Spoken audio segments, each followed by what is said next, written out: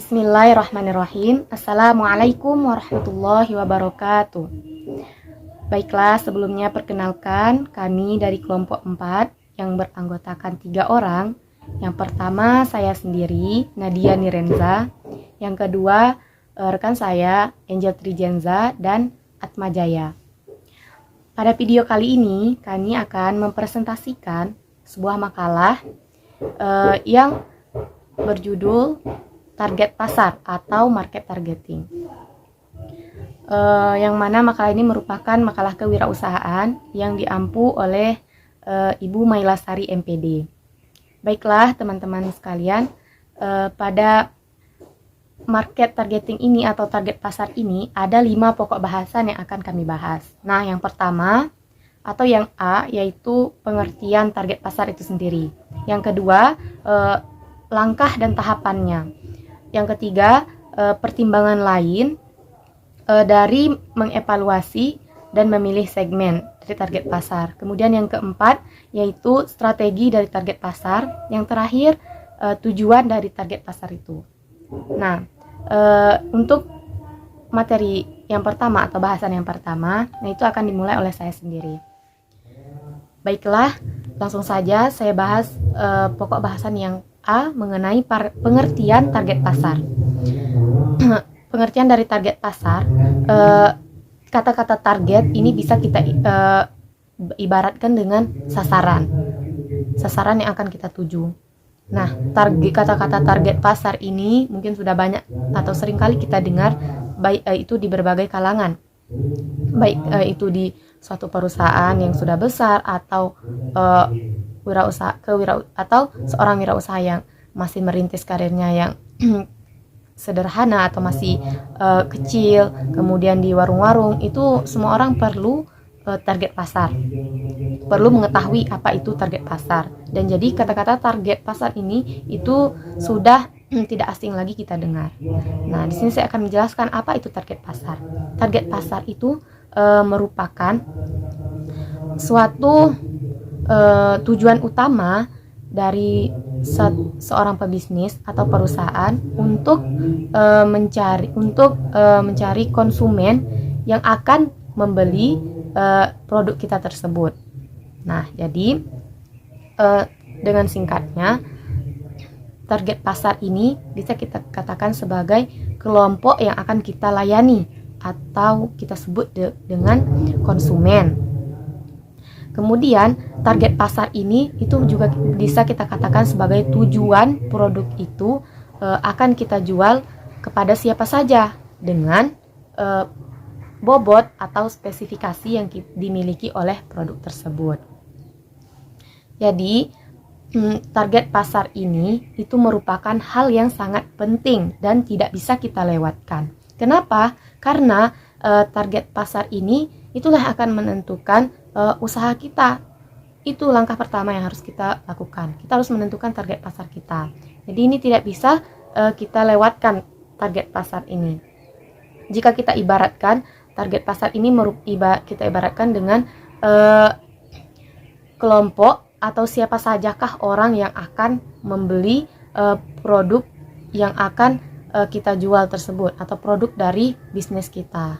Nah, selanjutnya ada langkah dan tahapan target pasar. Ketika perusahaan berhasil untuk mengidentifikasi beberapa peluang pemasaran yang ada, maka selanjutnya perusahaan harus memilih dan menentukan segmen mana yang akan dituju, di mana tempatnya dan berapa banyak yang akan dipilih.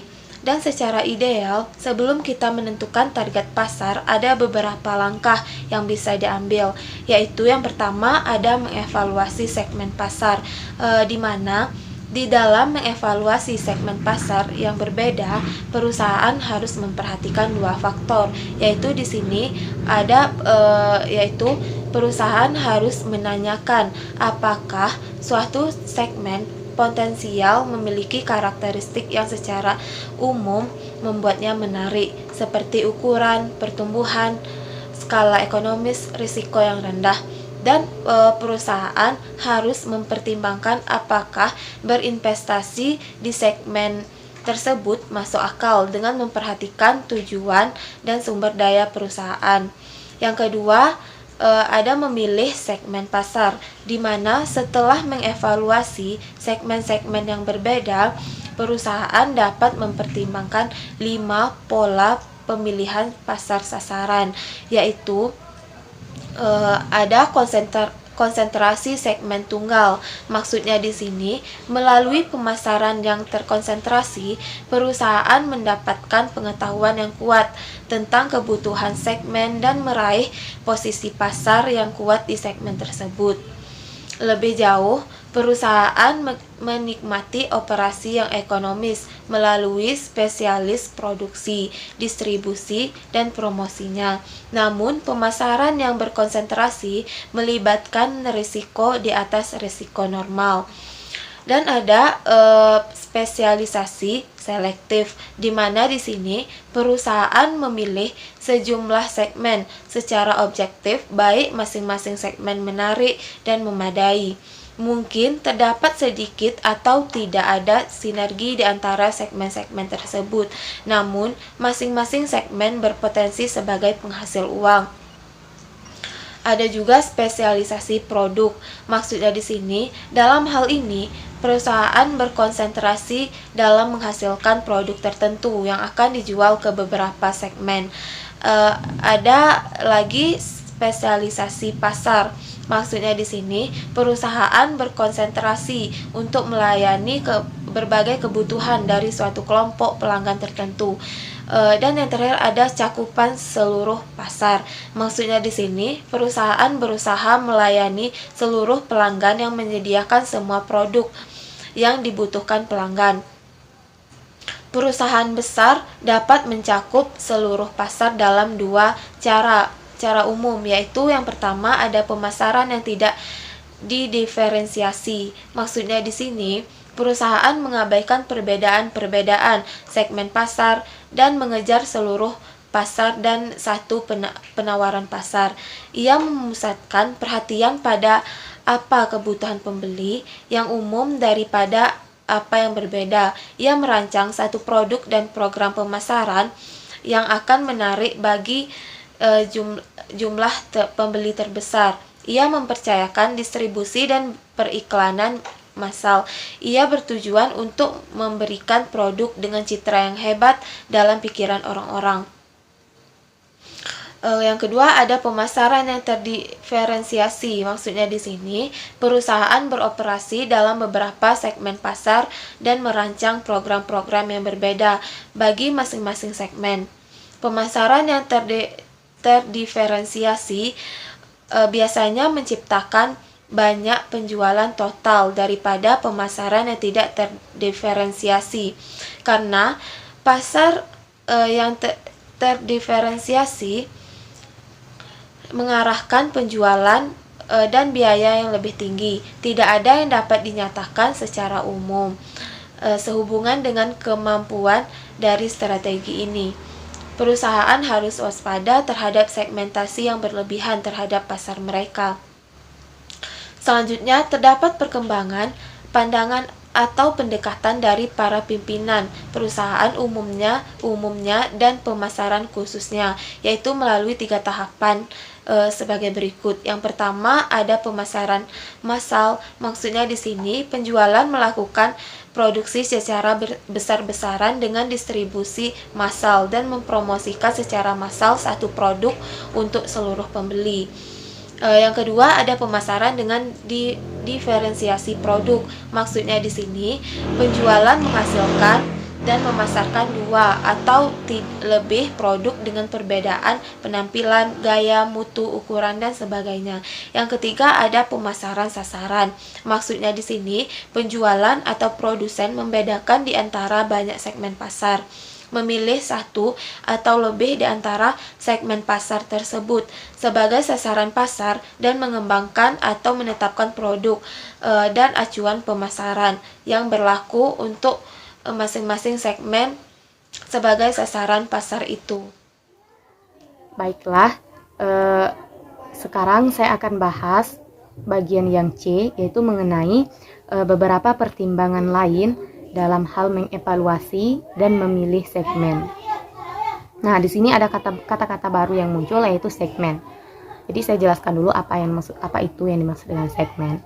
Segmen atau segmentasi pasar itu merupakan suatu proses pengelompokan target pelanggan. Target pelanggan ini yaitu merupakan suatu konsumen kita tadi atau target pasar kita tadi. Nah, itu segmen ini proses pengelompokan target pasar kita atau target pelanggan kita itu menjadi beberapa kelompok segmentasi yang berbeda dengan faktor pengelompokan tertentu. Nah, jadi bisa kita simpulkan bahwa segmentasi pasar ini kita mengelompokkan suatu target pasar kita atau konsumen kita itu dengan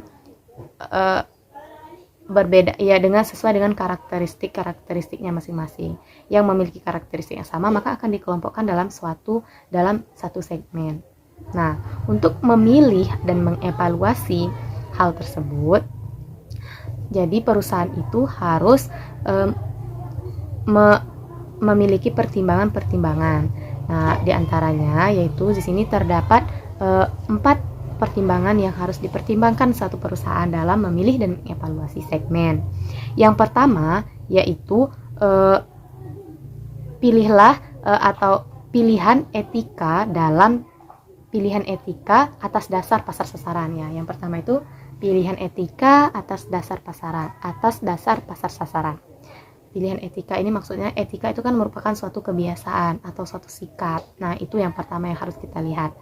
Maksudnya dalam hal ini perusahaan berusaha bagaimana dan untuk perusahaan berusaha membidik bagaimana dan untuk apa strategi pemasaran yang dijalankan perusahaan tersebut. Nah, itu yang pertama. Yang kedua, mengenai interrelasi dan segmen super. Interrelasi ini merupakan hubungan satu sama lain antar segmen.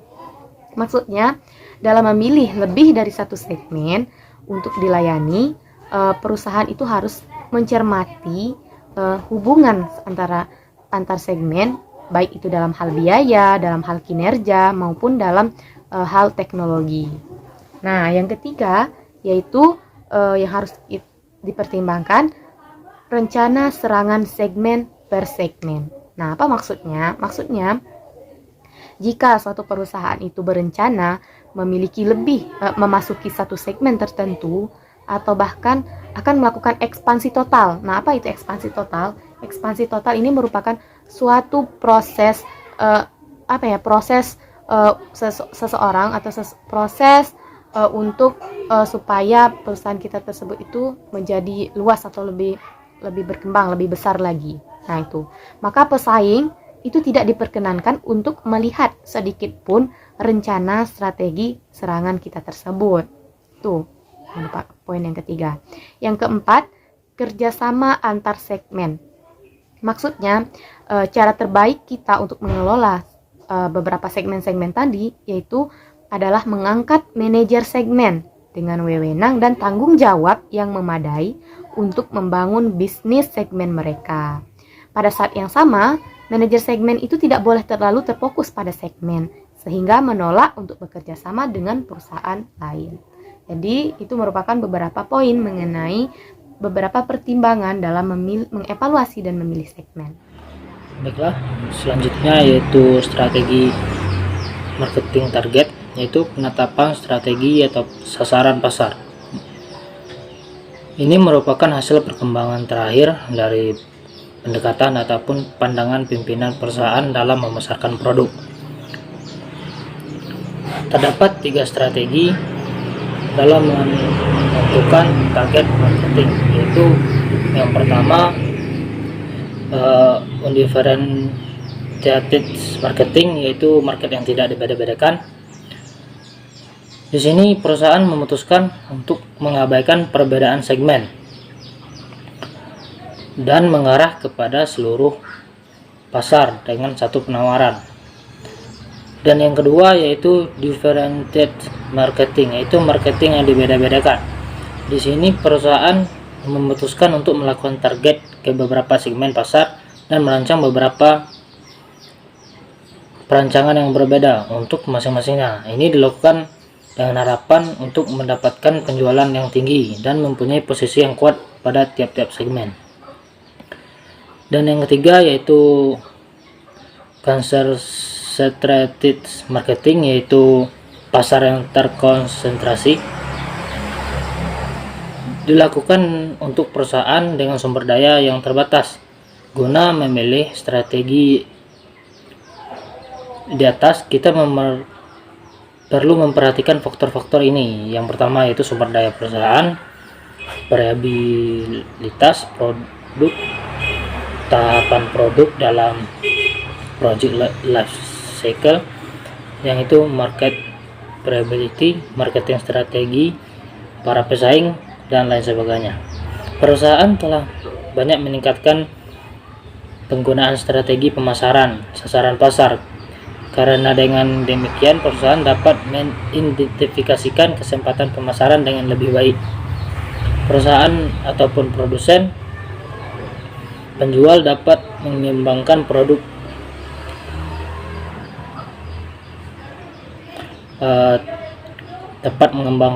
yang tepat untuk masing-masing pasar sebagai sasaran target. Mereka akan menyesuaikan harga yang tepat sesuai dengan saluran distribusi yang efektif dan administrasi yang tepat yang dapat menjangkau sasaran pasar secara efektif. Dan selanjutnya ada tujuan target pasar atau market targeting. Strategi pemasaran yang berhasil sangat ditentukan oleh tingkat kepuasan konsumen yang diperolehnya dan kegiatan pemasaran yang dilakukan perusahaan untuk produknya. Atas dasar ini, maka dapatlah dikatakan tujuan dan sasaran pemasaran suatu produk adalah untuk memberikan kepuasan kepada konsumen produk tersebut. Untuk mana perlu ditetapkan strategi pemasaran yang tepat.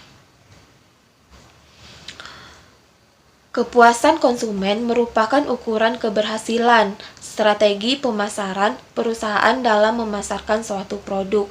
Mengukur tingkat kepuasan konsumen merupakan suatu pekerjaan yang tidak mudah dan memerlukan kriteria tertentu. Kepuasan konsumen dapat diukur dari sudut yang pertama ada suara konsumen. Maksudnya di sini kepuasan konsumen diukur dari suara-suara konsumen yang dapat berupa kritikan atau keluhan terhadap strategi atau keluhan terhadap kegiatan pemasaran produk dari perusahaan tersebut.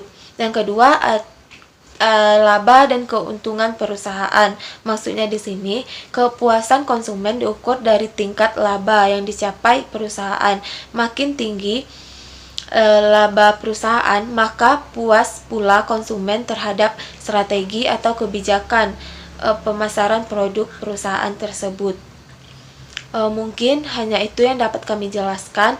Jika terdapat kesalahan, kami mohon dimaafkan. Wassalamualaikum warahmatullahi wabarakatuh.